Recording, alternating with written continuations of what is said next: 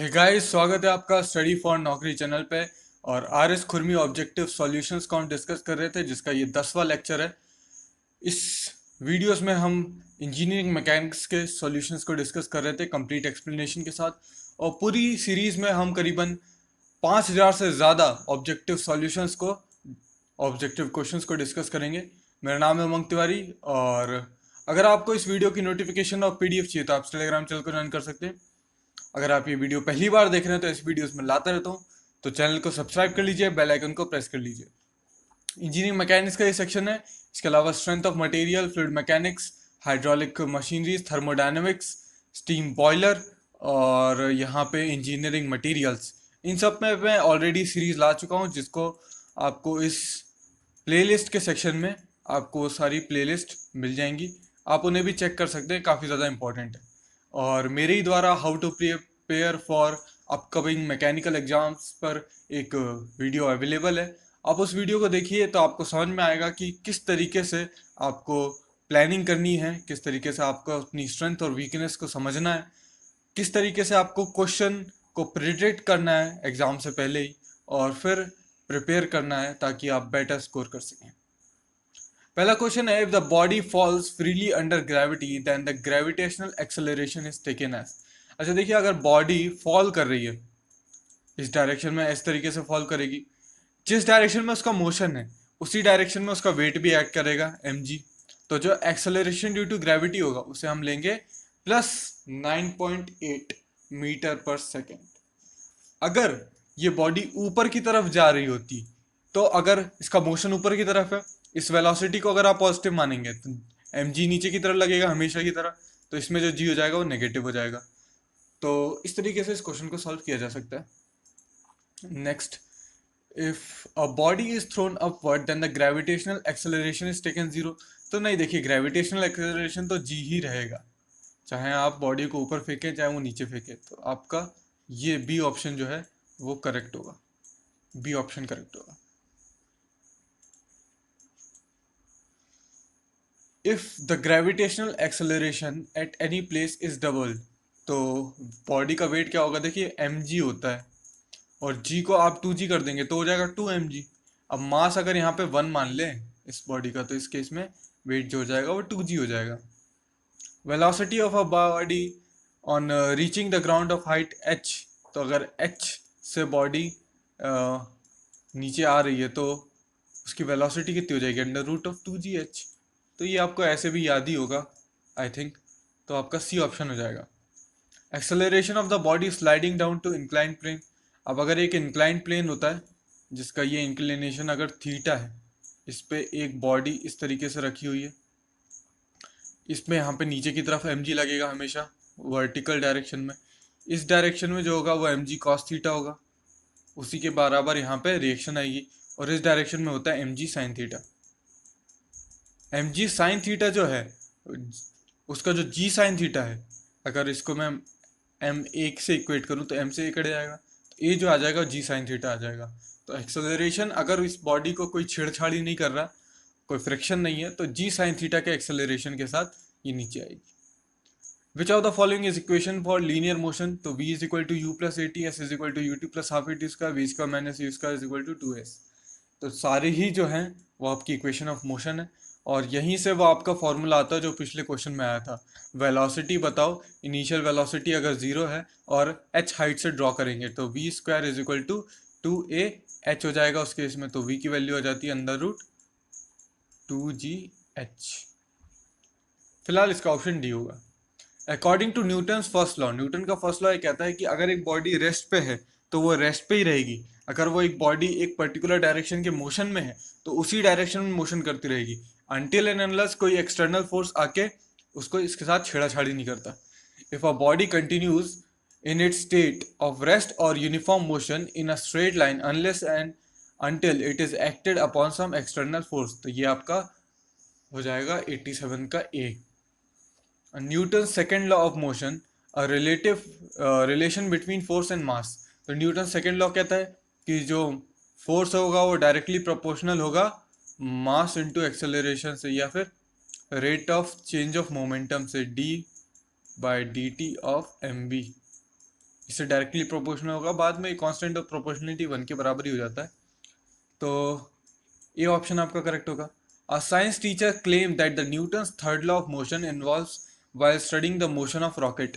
तो अब देखिए रॉकेट में क्या होता है, अगर इस टाइप का एक रॉकेट है तो जितना थ्रस्ट ये नीचे की तरफ फेंकेगा, यहाँ से जो इसके बूस्टर से जो थ्रस्ट निकलेगा, जितना ये थ्रस्ट नीचे की तरफ फेंकेगा, ग्राउंड का जो ग्राउंड भी उसको उतना ही रिएक्शन देगा, जिसकी वजह से ये ऊपर की तरफ जाता है।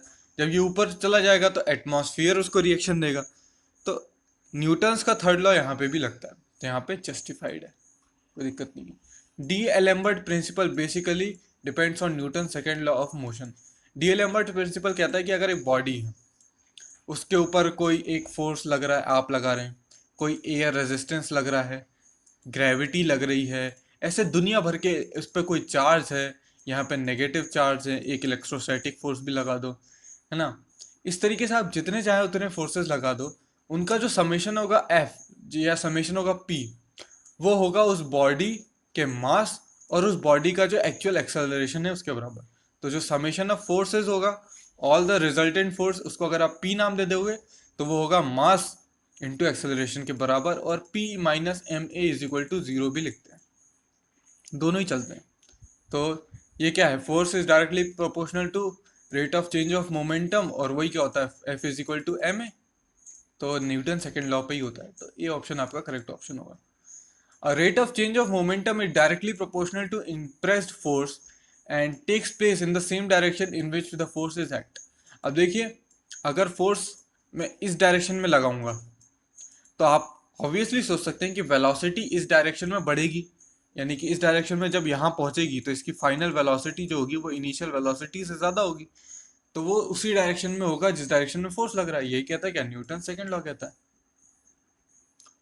The law of motion involve the recoil of gun. तो रिकॉइल में क्या होता है, जितनी मोमेंटम से बुलेट आगे जाएगी उतना ही मोमेंटम जो गन है वो देगी आपको पीछे की तरफ, और यही क्या होती है, रिकॉइल होती है। तो ये न्यूटन थर्ड लॉ कहता है, 92 का सी हो जाएगा।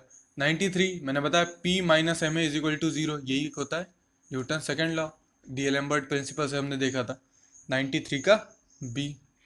Matter contained in a body is called. तो मैटर जो कंटेन्ड होता है एक बॉडी के अंदर उसे ही हम क्या कहते हैं, मास। तो आपका बी हो जाएगा। और ये मास जब किसी ग्रेविटेशनल फोर्स के इन्फ्लुएंस में आता है और जब ये ग्राउंड पे ऐसा रखा रहता है तो ग्राउंड से जो रिएक्शन आता है इस मास के कारण उस ग्रेविटेशनल एक्सेलरेशन के कारण जो रिजल्टेंट फोर्स आता है उसे कहते हैं वेट। अब जब हम हवा में रहते हैं तो हमारा वेट कोई रिएक्शन देने वाला है नहीं, तो हमें वेटलेस फील होता है। तो आपका क्या हो जाएगा, मास। और वेट क्या होता है, फोर्स होता है। मास एक मैटर जो कंटेन्ड है बॉडी में वो होता है, वेट उसके कारण जो फोर्स लग रहा है वो होता है, मोमेंटम होता है मोशन के कारण, मास इनटू वेलोसिटी। कोई एक बॉडी जिसका कितना मास है और कितनी वेलोसिटी से मूव कर रही है वो होता है उसका मोमेंटम। इसीलिए देखना, जब हम किसी कील पे हथौड़ा मारते हैं, ऐसा एक हथौड़ा मारते हैं, तो इस केस में जितना ज़्यादा मास होगा इसका और जितनी ज़ोर से हम इसकी वेलोसिटी बढ़ा के मारेंगे उतना ज़्यादा फोर्स लगता है। इम्पल्सिव फोर्स क्या होता है, एकदम से कोई फोर्स लग जाए, जैसे ये बॉडी यहाँ पे रखी थी, ऊपर से एक बॉल आई और इस पर गिर गई, एकदम से रखी नहीं, किसी ने स्मूथली ऐसे टच करके नहीं रखा, एकदम से आके गिरी, तो उसको कहेंगे इम्पल्सिव फोर्स। मतलब एक अमाउंट ऑफ फोर्स जब बहुत ही कम समय के लिए लगता है, माइन्यूट से समय के लिए इंस्टेंटेनियसली लग जाए, तो उसे कहेंगे हम impulsive force. A force by which the body attract toward the center of the earth, उसे कहते हैं वेट। ग्रेविटेशनल फोर्स, और ग्रेविटेशनल फोर्स के कारण क्या होता है, weight. When a body falls under the gravitational force it possess, जब body falls under gravitational force it possess no weight. देखिए, जब बॉडी फॉल कर रही है तो इसको रिएक्शन देने वाला कोई नहीं है। रिएक्शन तब मिलता है जब ये ग्राउंड पे रखी हुई है, ग्राउंड पे रखी है तो ग्राउंड इसको रिएक्शन देगा, पर ये फॉल कर रही है जब, तो इसका कोई वेट होगा ही नहीं, मैंने पहले ही आपको बताया। Total motion possess by body, तो जो मोशन उसका होता है, मोशन के कारण क्या होता है, मोमेंटम, तो आपका डी ऑप्शन हो जाएगा। फिर है a Newton is defined as the force. तो फोर्स होता है मास इनटू एक्सेलरेशन, है ना। मास की जगह 1 kg रख दो और एक्सेलरेशन की जगह 1 मीटर पर सेकेंड स्क्वायर रख दो, तो आपको 1 kg/मीटर सेकेंड स्क्वायर जो मिलेगा वो क्या होता है, 1 न्यूटन। तो यही ये कह रहा है, ये ऑप्शन आपका करेक्ट होगा, मीटर पर सेकेंड स्क्वायर होगा। A force applied on a body of mass 100 kg to produce acceleration 5, तो F is equal to ma। इतना इजी क्वेश्चन तो मेरे ख्याल से कोई पूछेगा भी नहीं, पर फिर भी बुक में है तो हमने सॉल्व कर दिया। 500 Newton. If the lift move downward with the acceleration of 9.81, the pressure exerted on the man of the floor। अब देखिए 9.8 जो होता है वही होता है एक्सेलरेशन ड्यू टू ग्रेविटी। अब उसी एक्सेलरेशन के साथ अगर लिफ्ट नीचे जाएगी तो जो वेट होगा वो कितना हो जाएगा, जो एपरेंट वेट हो जाएगा वो हो जाएगा W is equal to M G minus A। Lift नीचे जा रही है तो G और A बराबर ही है, तो ये हो जाएगा, सब कट जाएगा, W आपका 0 हो जाएगा। तो जो प्रेशर, जब फोर्स 0 हो गया तो फोर्स पर यूनिट एरिया भी 0 हो जाएगा, सब कुछ 0, प्रेशर भी 0। ट्रू। तो ये वीडियो का एंड है। आशा करता हूँ वीडियो आपको पसंद आया। वीडियो पसंद आया तो उसे लाइक कर दीजिए, चैनल को सब्सक्राइब कर लीजिए, बेल आइकन को प्रेस कर लीजिए। Thanks for watching and have a nice day.